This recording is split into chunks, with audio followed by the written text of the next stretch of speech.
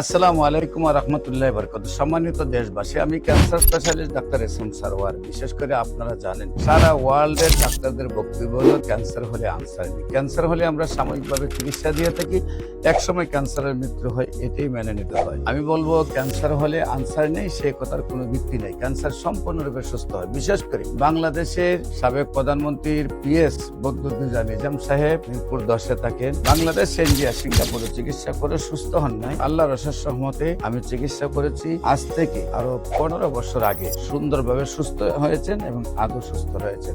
সবাইকে আমি বলবো ক্যান্সার হলে আনসার নেই, সেই কথার কোনো ভিত্তি নেই। যেমনি ভাবে আমরা বলেছিলাম যক্ষা হলে রক্ষা নেই, টাইফয়েড হলে কোনো না কোনো অঙ্গ চলে যাবে, বসন্ত হলে সমস্ত শরীর পচে যাবে। এমনকি আমাদের একজন নবীকে বসন্ত রোগে পচার কারণে ওনাকে পাহাড়ে নেওয়া হয়েছিল। আর বিশেষ করে ডায়রিয়া হলে গ্রামের গ্রাম মানুষ মারা যেত। আজ কিন্তু সেগুলো কোনো ভিত্তি নাই। এতএব আমি বলবো সুন্দরভাবে সুস্থ হবে, আর যে কোনো ক্যান্সারে সুন্দরভাবে সুস্থ হবে। আপনারা আমাদের প্রয়োজনে স্ক্রিনে দেওয়া নম্বরে যোগাযোগ করার জন্য আহ্বান জানাচ্ছি। সবাইকে ধন্যবাদ। আসসালামু আলাইকুম ওয়া রাহমাতুল্লাহি।